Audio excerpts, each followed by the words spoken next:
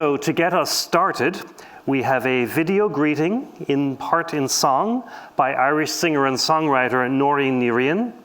Noirn is a celebrated Irish singer, composer, and theologian of Bridget, who we'll learn about a little bit later as well. Noirn also has a new book, Sacred Rituals, launched in Ireland just recently.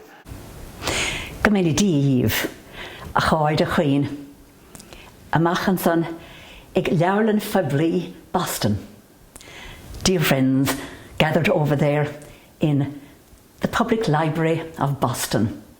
And here we are from afar, celebrating with the same spirit the wonderful advent of the most powerful, I'm using that superlative carefully, the most powerful and prophetic books to come out recently.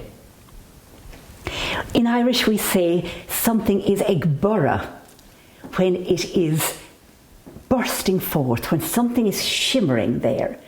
And as you read this book, Salvage, the pages shimmer, and suddenly you are exploded onto another treasure of nature, of spirituality, of friendship, of loss, of life. And so, of course, Richard's muse. And the muse, of course, is Bridget, goddess, Christian saint. And her gifts are threefold. They are healing. This book is a healing book to read on so many levels.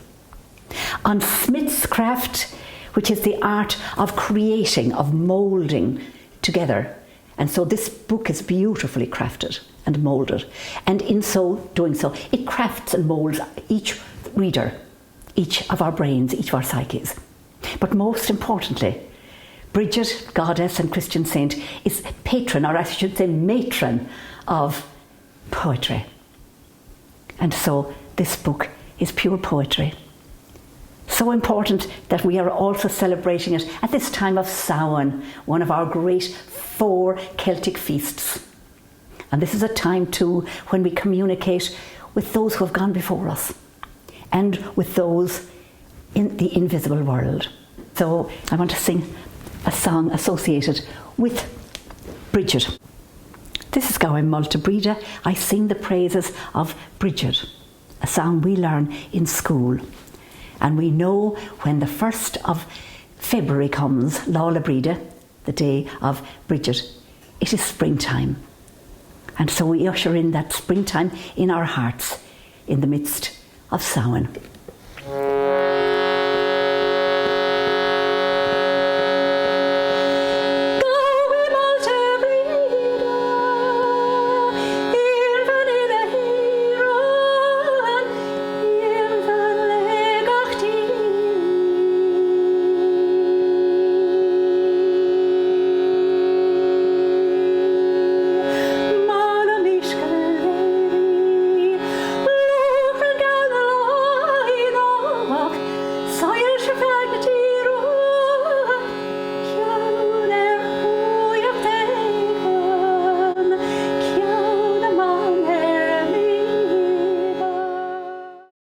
I'm delighted that Sheila, Gallagher and Fanny Howe are here tonight. They made the film, Fanny's poem, Sheila's direction and editing and camera work and everything else.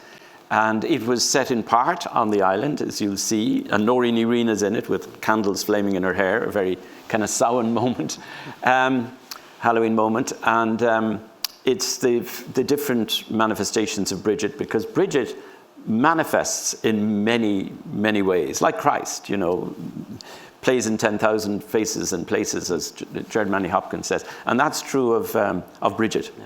Yeah. So anyway, I'll say really no more about the film. I mean, they're here with us, Sheila and Fanny, and they might be interested in fielding questions that people may have also.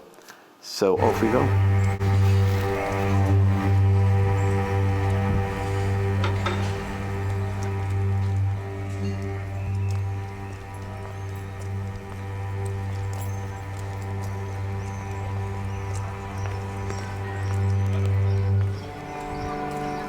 Ran Carog. Clavón, Canagadu, Colum, Colmón, Colur, Pigeon, Car, Drid, Alla, Fuilón, Fiach Dov, Fuishog.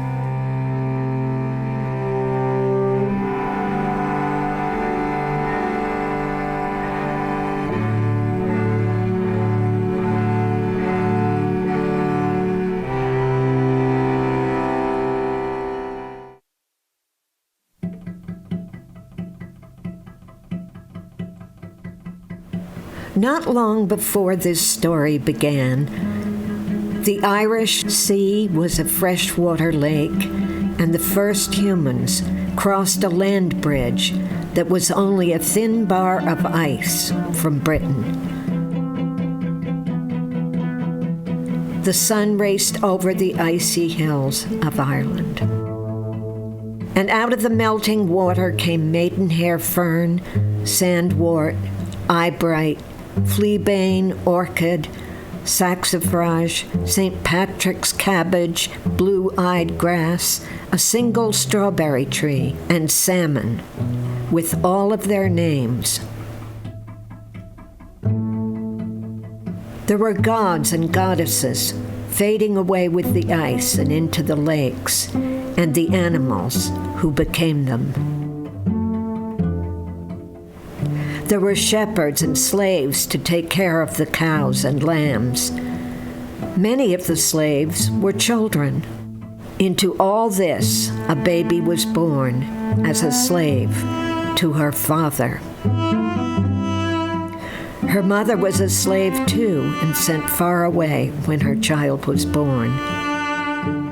The baby Bridget vomited when her druid father touched her. He promptly sent her off to Maru, a lovely part of Limerick, to live with the Riain clan. It was in Maru that Bridget resisted every form of bullying and bondage, so her foster family let her run freely.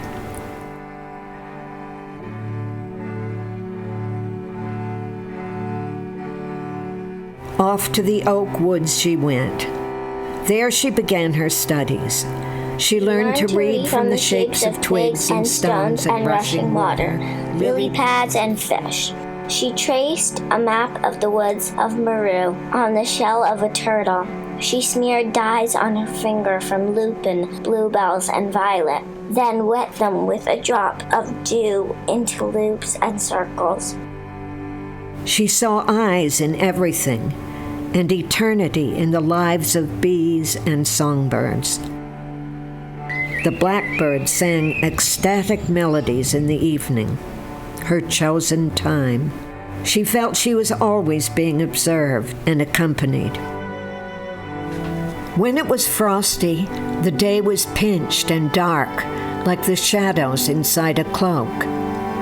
She made herself a cloak out of spider webs. Or was it frost?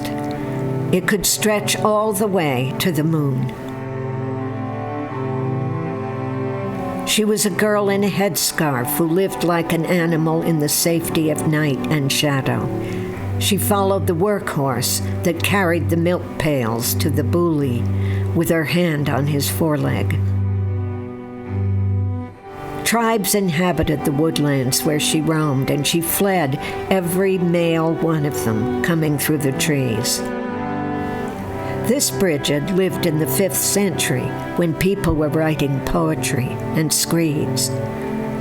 She had her special cave up a rocky hill overlooking a scummy river. There she hid. Her first dwelling was made of potatoes that rotted in the rain. Her second was made of turf and manure, but these two sank with damp into stinkholes. She promised herself she would build a solid house of stone when she had a gang of girls like herself to join her in the building. This was still the childhood of the world, Persephone and the nymphs and the yellow meadow had barely left our sphere of time. While Bridget was in the forest, a few monks and druids were writing poems and songs. She had only herself out of which to create a dozen thoughts. Out of Meru and in a dark cave, she knocked out syllables one by one, according to the new measures of time.